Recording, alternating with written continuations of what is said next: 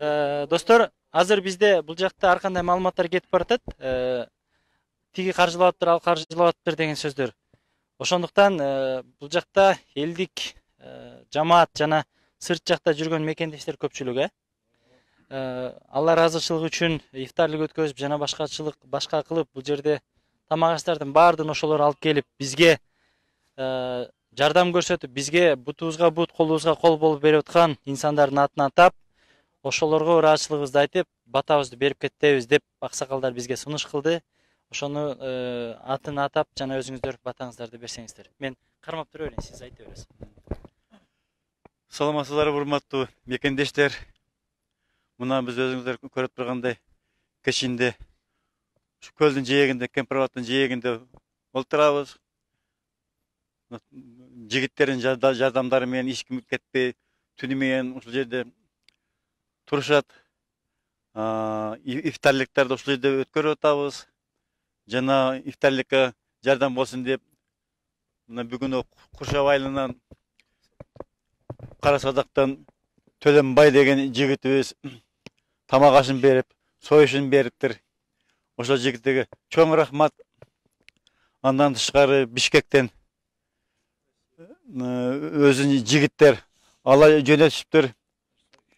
Союшуну, тамак аштарыны. Андан тышкары алыста жүргөн, Россия мамлекетинде жүргөн жерлештерден жардамдар келип атат. Алардан бизге жардам иретинде айтып, сөздөрүн айтып, телефон чалышып, чоң иштерди баштап атасыңар деп, алар бизди колдоп жатышат. Аларга да чоң рахмат. Ушундай жигиттерибиз бар экен, Кыргызстаныбыз жоолбойт, элибиз өлбөйт. Ушул жер биздин жер, ушул жерде калыш керек. Чегара эч жака жылбаш керек. Жер такыр берилбейт. 1 метрден берилбейт, туугандар. Берилбесин.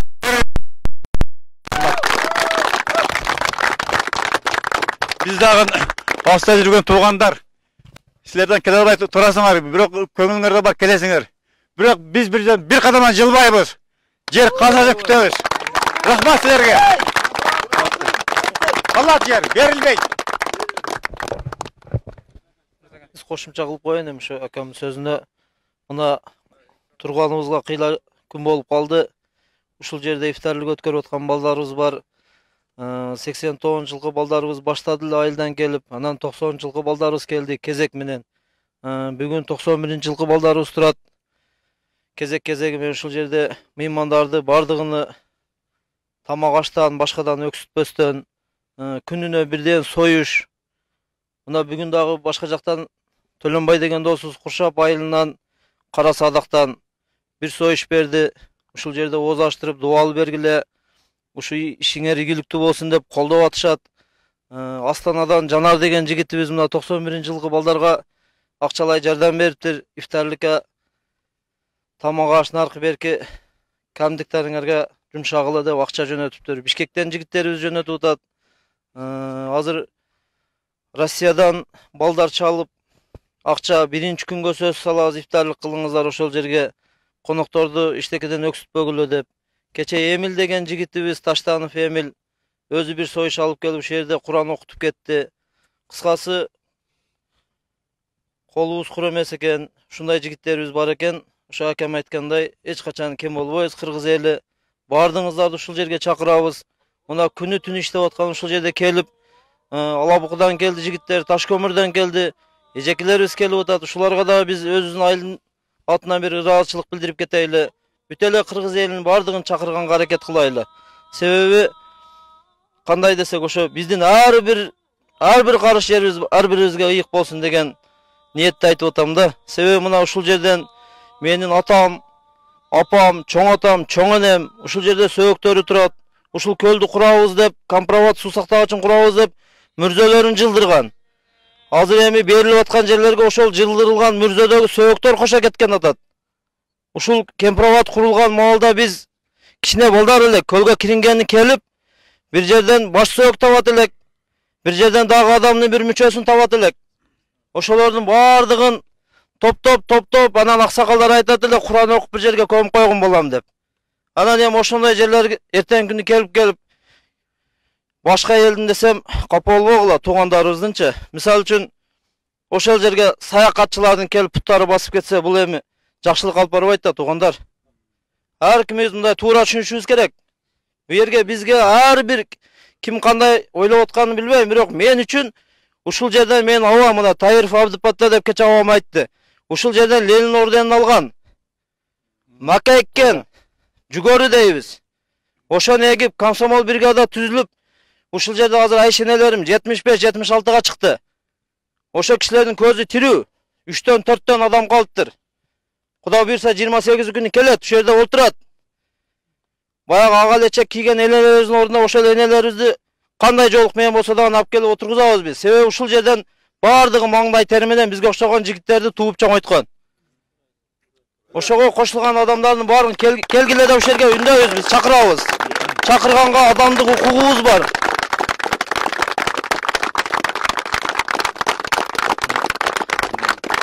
Дагы бир айта турган нерсем келди. Келген күнү мына улуу сөздө уят жок дейт. Сууну камайт. Ажаткан абызга суу толуп калат. Ошол бизге ушу суу сактагычтын пайдасы. Андан көрө ошол суусун бергиле, тосуп алганга акыбыз жок Кудайдын берген суусуну. Суусун ичсин, керегинче ичсин туугандар, иштетсин. Оякта пайдаланып аткан өзүбүздүн да туугандарыбыз бар экен. Бизге жерди берсин, ошол жерде жок дейсиңер, ошо Ленин орденин ала турган геройлор. Бар да арабызда азыр. Өмүр бою кетмен кармап чоңойгонбуз. Туурабы? Туура. Анан жогору жактан отуруп алып, келгиле, мына мен билем коян жатагына чейин. Көрсөтүп берейин. Эл менен мисалы үчүн сурагыла, аксакалдарыбыз бар ушул жерде. Кудай бурса келет. Кече да келишти жумадан кийин. Келип Куран окуп кетип атышат. Анан ошондой жерди бирөөгө тепсетип койгонго биздин акыбыз жок. Мүмкүн эмес. Мүмкүн эмес. Эртең кантип карайбыз урпактарыбыздын бетине? Бул жер биздин чоң аталардын, ата бабаларыбыздын каны тамган жер. Жана сөөгү жаткан жерлер туугандар. Бул нугура кыргыздын жери. Бир сотук деген 1 метрден жер берилбейт. Берилбесин. Болду. Рахмат.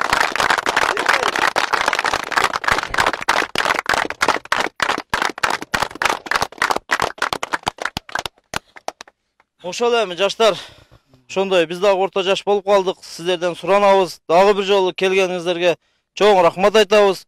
Ушул жерде турабыз эми. Ар бир күнүбүз, ар бирибизге рахмат сиздерге. Ошо дыйканчылыгыңарды, башкаңарды кечип келип атасыңар, рахмат. Бирок эл үчүн Кудай буйрса турабыз. Жакшы чечимге келсин, Кудайдан, Алладан суранабыз. Ошо башыбызда, журт башында тургандар дагы ойлонсун. Бу жерде жөнөкөй адамдар турган жок. Эми жөнөкөйлүгүбүз, кийимибиз жөнөкөйлүр. Жумушубуз жоктур, колубузда кызматыбыз жоктур, бирок кыргыз деп турган жигиттер турат ушул жерде.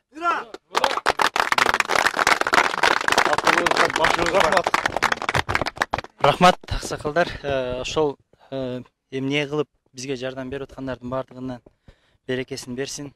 Сыртта жүргөндөр биздин Кыргызстан жерибизге аман эсен келип, ушул жерлерде өздөрү ойноп, ушул жерлерде өз көздөрү менен көргөндөргө жеткизсин. Ушул жерлерди башка өлкөгө өтүп кете электе эртерээк келип өз жерибизди өзүбүздөн коргоп калалы. Урматтуу мекендештер, эртеңки чогулуштан, эртеңки боло турган чогулуштан бир кыскача айтып кетейин. Эртеңки чогулуш кандай өтөт? Эртеңки чогулуш шайлоодогудай өтөт. Эртеңки чогулуш жанакылардын жасаган иштери менен өтөт. Алар кимдер? Аларга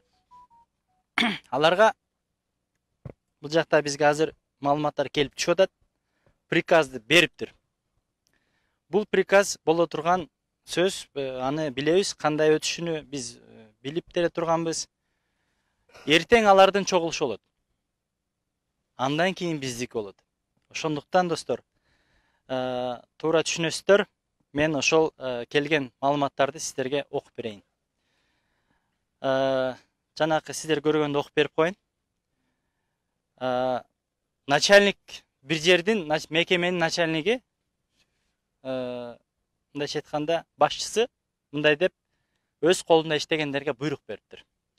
Мекеме уюмдар коллективи менен эртең саат 12:00-дө Куршап Байлын стадионунда УКМК жетекчиси Камчыбек Ташиев менен жолугушуу. Маселе Кемпирабад суу сактагычы маселеси. Куршапка барганда тобуңуздар менен туруңуздар. Топ болуп бөлүнүп туруңуздар деп жазыптыр. Сөзсүз барасыздар. Бул приказ. Кийинкиси, бул бир жетекчинин өзүнүн колунда иштегендерге приказ берген жери. Эми башка жетекчи башка мекемеге приказ берип атат. Урматтуу жамаат, эртең саат 10:00 деп атат. Буларга эртерээк баргыла деп приказ бериптир да. Клиника жана заведующий отделение, анын жамааты ар бир отделениеден 20 кишиден алып барып, клин жетекчилери өзүңүздөр баш болуп ошол жерде турасыздар деп приказ жазыптыр. Буларга бул боло турган нерсе эртең базар күнкү деп атайын уюштуруп атат. А 28 эмне күн? 28 иш күн. Иш күндөн алар алаксып чыгып кете албастыктан алар этайын эртеңки уюштуруп атат бул чогулушта. Ооба.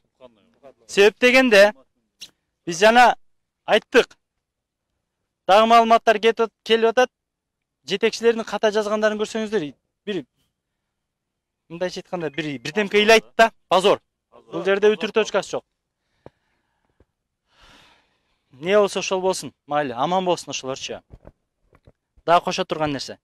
Эртеңки шайлоонун кыскача сценарийси. Эртең жолугушуунун сценарийсин айтып берейин. Сабайда дагы айтып бердим эле. Бүгүн дагы айтып берип коеюн, эртеңки чогулуш кандай болот. Эртеңки чогулуш маскачандардын чогулушу болот. Биздер билесиздер, бул жерде чаң жутуп жүрөбүз, ал жерде маска кийгенге бизге болбойт мындайча айтканда. Биз маска кийбейбиз. Бизге мындайча айтканда жукпайт дейли. Алар маска кийет. Ак маска кийет, көк маска кийет. Аларда өздөрүндө бар. Топ болуп турушат. Жогору жактан келген конок сүйлөп электе кол чабып башташат. Кирип келгенде кыйкырып тосуп алышат. Менди күйдүргөн нерсе, ошол жетекчилер жанагы поликлиника деп атабы, мугалимдер деп атабы, жана башкалар бардыгы эртең барат ал жерге. Алар жасанып барат да. Не үчүн бул жерге жасанып келбейсиң деп атабыз да? Мот биз турган чаңга, биз турган жайлоого эмне үчүн келбейт алар бул жака? Патинкен кир болобу? Шымың чаң болобу? Мен туугандарым да бар. Мен бүт барына кайрылам. Ат мингизип, алдында кошо чуркап жүргөн биздин азаматтарга кайрылам. Эртең төө мингизип ийбегиле. Эртең ыйлап ийбегиле ал жердечи. Андай адатыңар бар, бирок билем.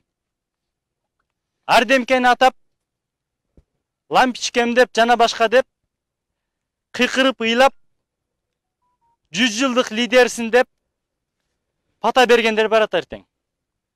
Атайын өздөрү алып барышат чогуу. Аларга атайын дайындалган. Бөлүп беришкен. Ошондуктан эл ыраазы деген сөздү кимдер чыгарат? Жанакы эле дежур каналдар чыгарат. Карапайым эл көрбөгөн. Ошо мамлекет иштегендер ошолор көрөт турган. ЛТР, Ош ТВ, КТР, регионду өзү атын атаганга мүмкүн эмес, чынын айтайынбы? 7 канал, регион, булар командасы менен келет. Жана бир жөөткө окшогон бирөөсү бар, кошо ичип келет алчы. Аны байга ака деп астына чуркап алышат экен. Ал кексейип турат дагы артында паткалим иштетип бардыгы тартат. Кол чапкандардын артынан кууп жүрүп тартышат. Ыйлагандар болсо андан чуркап тартышат. Алар ошондорду пайлап турушат. Бир канал 3 оператор менен келет. Бүт пайдасы көрүшөт. Сиздер кол чаппасаңыздар дагы, кол чапкандардын арасына кошулабыз дагы, эртең эл ыраазы. Элге сонун бата берилди, эл бата берди. бул кишини аябай сонун тосуп алды деп эртеңки чогулуш жыйынтыктабай биз кемпирабад маселесин чечпедиң деп кыйкырып ошол жерде өзүбүздүн талабыбызды койсок, алар эмне кылат? Жанакы эле дежур биздин аксакалдарыбыз бар. Келиңиз аксакал, пата бериңиз дейт. Алысы бир жактан чыга калат дагы пата берип туруп, силер менин сөзүмдү укпайт экенсиңер деп өзгөндөгүдөй болуп качып чыгып кетет. Бул болгон иш. Болуп келатат. Анан алды кеткенден кийин кечке чейин көрөсүздөр, жаңылыктардын баардыгы ошол кишинин аты менен жатып калат. Куршап элини, өзгөнүн элини, мынтты, антты, тигинтти деп туруп сонун кылып сөздөр менен жазат. Андан ары алып барып алып туруп, стадиондун сыртына алып чыгып алып туруп, аксакалдарга отдельный интервью алат. Алар биз ушул жердин жетекчибизбиз, эл башчысыбыз деп ушинтип сүйлөйт дагы. Биздин бир-эки аксакалдар сүйлөп атпайбы? Ана кызыл ал жак бул жактан депчи. Билбейт алар деп бизди билбейтке чыгарып атпайбы? Макул. Ошолордун баардыгына кайрылат элек. Биз билбесек, бизди келтирип билдирип койгула. Биз билели ушул жерге келиңиздер. Ушул жерде бүт сабатсыздар чогулуп алыппыз. Ушул жерде провокаторлор чогулуп турат экенбиз. Сабаттуулар келиңиздер. Биз сиздер менен дебатка чыкканга даярбыз.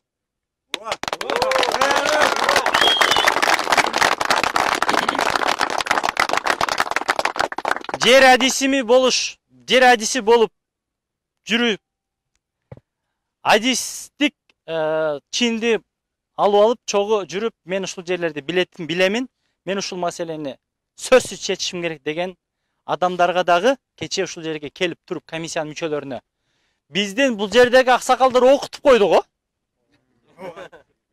Агай сиз туура айтасыз деди го. Ошол жетекчи, комиссиянын жетекчиси баш болуп, комиссияларын баш болуп, биз 28-inde биздин чогулушка күтөбүз. Эртең силердин чогулушуңарга биз конок болуп барабыз. 28-inde сиздер конок болуп келесиздер. Ушул жерден Кампироваттын жээгинен чогулушту элдик жыйын, вот чындык элдик жыйын 28-апрелде болот. Ушул жерде Кыргыз үйдүн тегерегинде, Кампироваттын тегерегинде сиздерге метрине ченеп көрсөтүп беребиз. Кампироват каерде жайгашкан, өзгөн кайсы районго карайт, кайсы областка карайт, биз сиздерге үйрөтүп ушул жерде көрсөтүп беребиз. Даярданып келиңиздер. Бул жерде макул сиздер ойлоп атасыздар, билимсиздер деп. Келсеңиздер сиздерге көрсөтөбүз билимсиздерди. Бул жерде кеми орто билимдүүлөр жүрөт. Кеми алды 5-6 диплому барлар. Кызыл диплом менен бүткөндөр. Таланы бүтүп келгендер. Бирок акчасы жок, тууганы жок. Жогору жакка жете албай, чын жүрөктөн эл үчүн кызмат кылам деп, ушул жерге эгин эгип болсо дагы ак кызмат кылып жүргөн инсандар жүрөт бул жерде.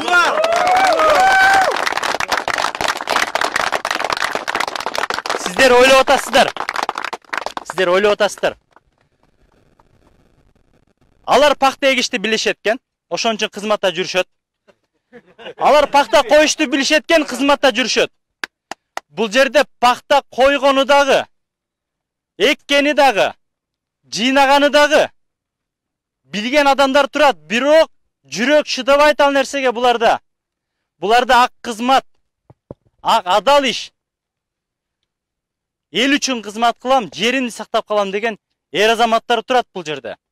Ошондуктан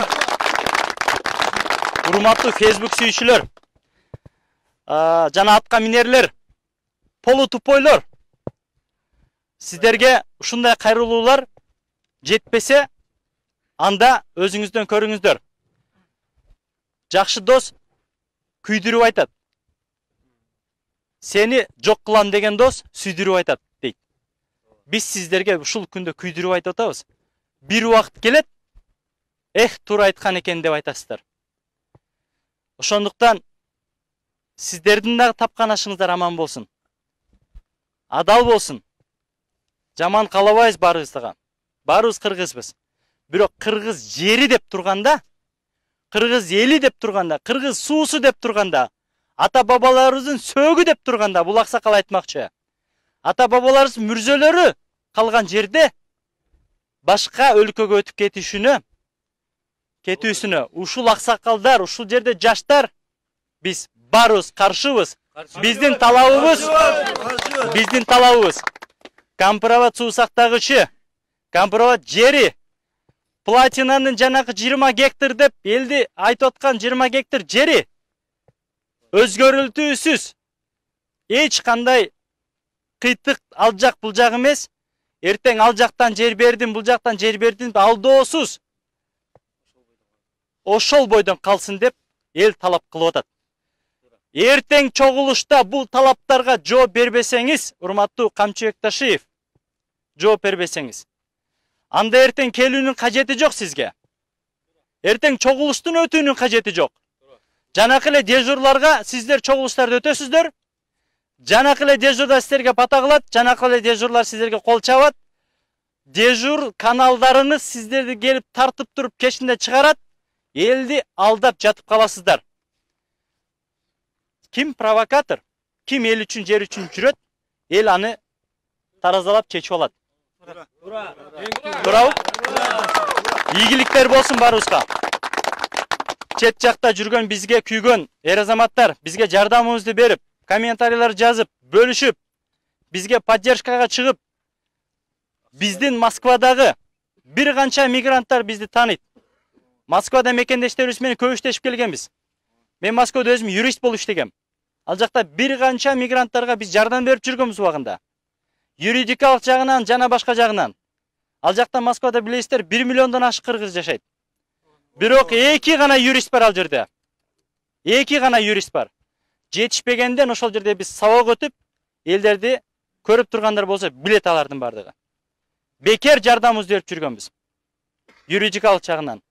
Ошондуктан кээ бирки чала юристтер юридикалык жактан сабак өтөлү, үйрөнөлү десеңиздер, кыргыз үйгө келиңиздер, бул жерде юридикалык жагынан да сабак өтөбүз сиздерге. Ошондуктан достор, сыртта жүргөн жалпы биздин мекендештерге ушул элдин ыраазычылыгы үчүн сиздерге Аллах ыраазы болсун. Тапканыңыздарга береке берсин. Сиздер аман эсен Кыргызстанга жеткизген болсун. Кыргызстанда ушул жерибизди, кооз жерлерибизди Кудайым өзү күбө кылып көрсөткөн болсун. Ушул кооз жерлерибиз башка жакка кетип калбасын. Рахмат баарыңыздарга.